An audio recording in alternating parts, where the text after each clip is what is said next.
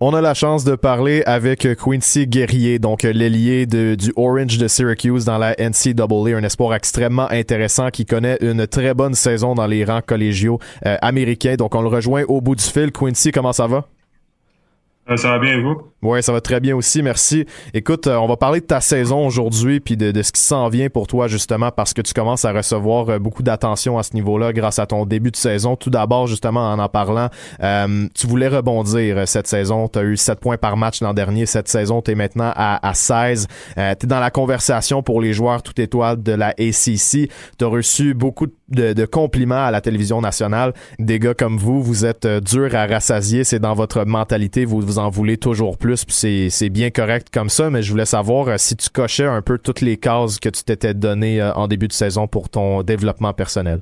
Non, je pense pas encore, mais pour moi, c'est toujours, j'essaie toujours de push plus. Ouais. Je vais pas juste me satisfaire des commentaires que les gens me donnent, même si que ça soit bon ou que ça soit mauvais. Je continue à travailler fort. Puis comme je pense que, comme j'ai dit, chaque jour, je travaille, puis je sais que ça va porter fruit un jour. Donc, je me concentre vraiment juste sur mon développement en ce moment. Ben, c'est ce qu'il faut, effectivement. Très content de l'entendre. On se mentira pas, par contre, l'objectif est d'éventuellement atteindre la NBA. Avec la façon que la saison se passe, même si tu dis que tu travailles toujours très fort, à quel point tu sens que tu te rapproches peut-être de plus en plus de la Grande Ligue? Ouais, je pense à chaque jour, c'est toujours je prends un petit pas vers l'objectif. Ouais. Mais j'ai toujours cru à jouer à la NBA un jour. Je pense que ça a commencé après que j'ai joué pour l'équipe du Canada quand j'avais 17 ans.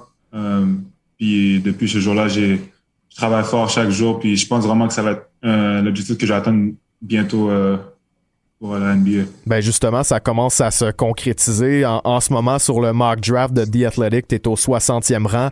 Sports Illustrated, la semaine passée, t'a nommé comme le deuxième meilleur espoir canadien en vue du prochain repêchage. T'es projeté potentiellement même en première ronde.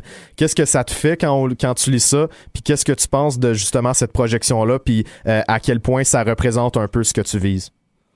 Ben, ouais, les projections, c'est bien que mon nom soit dedans et tout, mais comme je dis, je focus pas vraiment sur ça. Comme je dis, je focus vraiment sur le fait de travailler fort et tout. Puis à la fin de la saison, dépendamment de qu'est-ce qui va se passer, je sais que comme j'ai dit là pour l'instant, je sais pas qu'est-ce qui va se passer à la fin de la saison, mais Exact.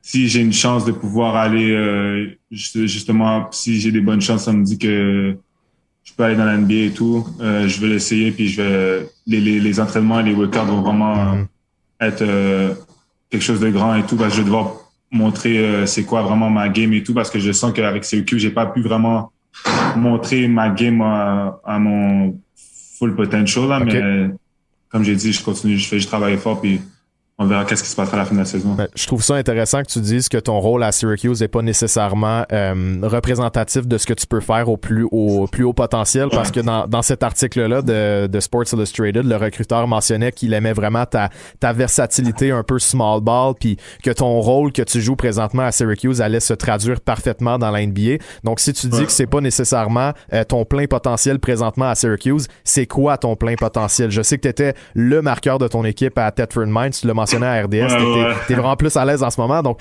c'est quoi que tu vises comme rôle? Mais je vais avoir un grand rôle. Je pense que je suis vraiment, c'est eux que je pense qu'ils m'ont recruté parce que j'étais un scoreur, pas juste le fait que je peux prendre des rebonds, que je suis physique et tout. Ça, c'est quelque chose que j'ai appris de moi à ma première année, que je pouvais être physique et tout. Puis c'était le seul moyen que j'allais avoir du temps de jeu en aidant mon équipe avec l'énergie et tout. Mais je pense que là, cette année, je l'ai montré un peu plus que je peux marquer. Ouais. Aux 3 niveaux, je peux marquer 3 points, mid-range, puis dans la clé. Donc, c'est quelque chose, je sais qu'au prochain niveau, ça va beaucoup m'aider. Mais en ce moment, avec un de mes coachs, je travaille beaucoup sur mon dribble, créer mon tir, pouvoir dribbler et tirer. Ouais. Des affaires comme ça que je sais qu'au prochain niveau, ça va m'aider d'avoir du succès. Donc, quand tu te projettes, tu te vois plus qu'en tant qu'un role guy. Tu te vois vraiment comme un gars qui va être capable de prendre les choses en main. Ouais, c'est sûr, mais je veux aussi beaucoup apprendre là. C'est sûr, mais les premières années NBA et tout, c'est toujours d'apprendre du terrain et tout, mais c'est quelque chose que j'ai toujours travaillé dans ma game, puis que je sais que je peux que je peux vraiment produire au prochain niveau. Ouais. Puis là, tu dis que tu travailles beaucoup sur, t'essaies d'être plus un marqueur et tout, donc peut-être du côté du dribble pour devenir un gars qui est plus une option numéro 1 ou numéro 2. Est-ce que tu travailles ton tir de 3 points parce que tu as eu quand même une très belle progression entre ta saison freshman puis celle-ci? J'imagine que ça aussi, en voyant la NBA moderne, tu concentres beaucoup d'énergie là-dessus. Ouais, mais c'est ça, la NBA, c'est dernier. La NBA, là, ça fait quoi, les 15 dernières années? Ouais, depuis Steph Curry. tout le monde peut tirer aux 3 points maintenant. Ça t'aide vraiment. Si tu peux pas vraiment tirer au prochain niveau, c'est dur, à moins que tu sois un défenseur qui peut arrêter tout le monde et tout, mais sinon tu dois pouvoir être capable de tirer le 3 points. Donc c'est quelque chose que vraiment je travaille beaucoup à chaque jour, après mes pratiques, avant mes pratiques. Puis c'est ça, c'est vraiment, je sais que ça m'a vraiment aidé dans mon développement. Évidemment, je sais que tu te concentres aussi sur la fin de saison, le March Madness éventuellement. À travers les succès individuels, ça va être aussi une belle occasion de montrer ta valeur peut-être sur une plus grande scène. Comment t'entrevois ça?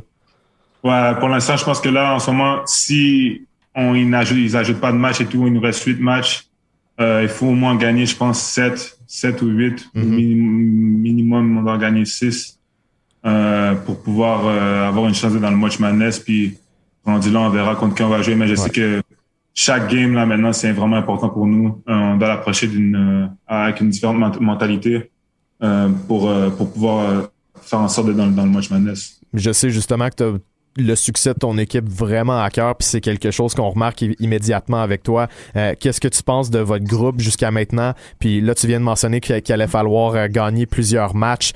Comment tu les vois, tu sais, justement, tes coéquipiers, l'énergie, la culture dans cette équipe-là, puis qu'est-ce que vous êtes capable de faire? Parce qu'on s'entend, si c'était pas de la pandémie, peut-être que ça aurait été vraiment différent pour vous, puis c'est ça qui est dommage là-dedans.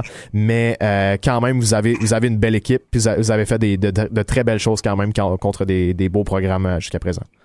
Ouais, la pandémie a vraiment, ça a affecté tout le monde là, c'est pas juste nous, mais je pense qu'on a vraiment, le groupe est spécial. Je pense que quand on est tout ensemble, puis on reste ensemble, puis on reste positif, puis on comprend que la game, il y a des hauts et des bas. Des fois dans la game, on peut gagner par 20, puis l'autre équipe ils nous rattrapent, ils marquent 15 points. Le basket, c'est vraiment une histoire de up and down. Mais on doit continuer juste de rester ensemble, être positif, puis continuer de travailler fort, puis je pense que ça va nous mettre dans une position où on va pouvoir être capable de gagner à au moins 6 ou 7 games d'ici la fin de la saison. Ben, écoute, on vous le souhaite. Puis évidemment, il y a aussi l'aspect qu'il n'y a pas de partisans. Donc la COVID apporte beaucoup de trucs comme ça. Notamment, il y a vraiment les amphithéâtres vides. Puis je sais que toi, contrairement à certains freshmen que j'ai eu en entrevue, tu l'as vécu, les partisans. Tu as vécu la folie vraiment qui est la NCAA. Donc c'est quoi l'impact pour toi à ce niveau-là cette saison? La première game, c'était bizarre un peu parce que comme tu as dit, l'année passée, on avait quoi? Minimum 20 000 fans par game. Ouais. Mais là, cette année, il y a pas de fans. Mais la première game, c'était un peu bizarre, mais après, on est habitué. C'est vraiment l'énergie du banc, l'énergie sur le terrain qui fait en sorte que on reste dans la game puis qu'on puisse continuer à jouer sans vraiment penser aux fans. Là. Puis je pense que maintenant, après la première game, on n'a pas vraiment pensé aux fans. Même l'année passée, je pensais pas aux fans quand je suis dans la game. Je suis vraiment juste focusé sur la game là. Puis je pensais pas à qui regardait la game et tout. Je vais juste jouer. Mais c'est vrai que c'est différent. L'ambiance est différente, mais ça change pas. Je pense que ça change notre niveau de jeu puis comment on doit jouer et tout. Parfait. En terminant, il ne reste pas beaucoup de temps, mais je voulais te demander quand même si tu as eu la chance de suivre un peu les exploits d'autres Québécois dans la NCAA. On sait que Bénédicte, c'est aussi l'un de ceux qui en ce moment fait du bruit pour le repêchage. Il y a ton ami Nathan Caillot aussi à Richmond qui a eu vraiment un bon début de saison. Est-ce que tu as surveillé ça un peu puis t'as-tu quelques pensées sur certains joueurs, peut-être des populaires, mais peut-être aussi ceux dont on parle moins?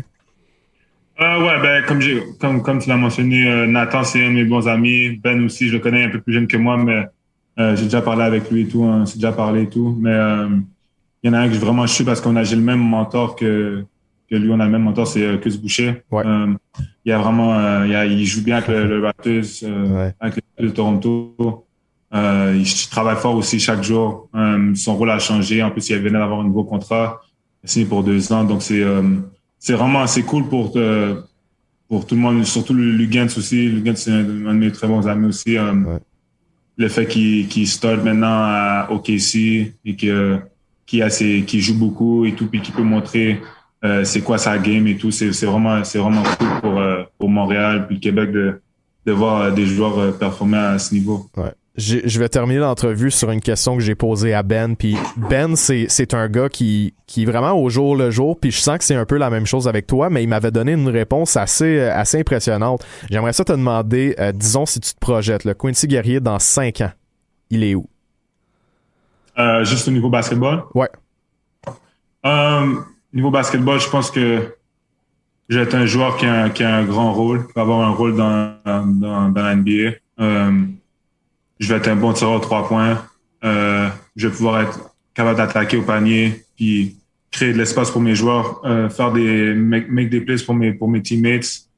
Je vais être un bon défenseur aussi. Il y a beaucoup de gens qui savent pas si ma défense était bonne et tout. Uh-huh. Le fait aussi à Syracuse, on joue zone 2-3, on fait pas de man-to-man. Mais je pense que toutes ces affaires-là au prochain niveau, comme j'ai dit, je travaille vraiment fort en ce moment sur ça, puis je sais que tout ça va porter fruit comme dans les 5 prochaines années. C'est sûr qu'à ce niveau-là, je pense que je vais être prêt à jouer, puis je vais être mature et tout. On te le souhaite, puis je pense que ce qui est à retenir avec tous les Québécois qu'on a en entrevue ici, c'est que l'éthique de travail est là. Puis tu l'as mentionné aussi avec Chris, puis des gars comme Lou Gantz. Puis je sens que c'est ton cas, c'est le cas de plusieurs gars. Donc je pense que t'as tout ce qu'il faut pour atteindre ce but-là. On sait pas encore qu'est-ce qui va se passer pour le reste de la saison, mais c'est sûr qu'on continue de suivre ça. Puis on se parlera aussi dans les prochaines semaines, prochains mois pour continuer de suivre ton parcours. Je te remercie beaucoup pour ton temps aujourd'hui. Merci beaucoup à vous. Merci beaucoup. Si vous avez aimé cet extrait de l'émission Alley-Oop 360, je vous invite à écouter le reste de nos épisodes sur toutes les plateformes de diffusion de podcasts comme Spotify, Google Play et Apple Podcasts. Je vous invite également à suivre nos réseaux sociaux et alleyhoop360.com, la référence basketball francophone en Amérique du Nord.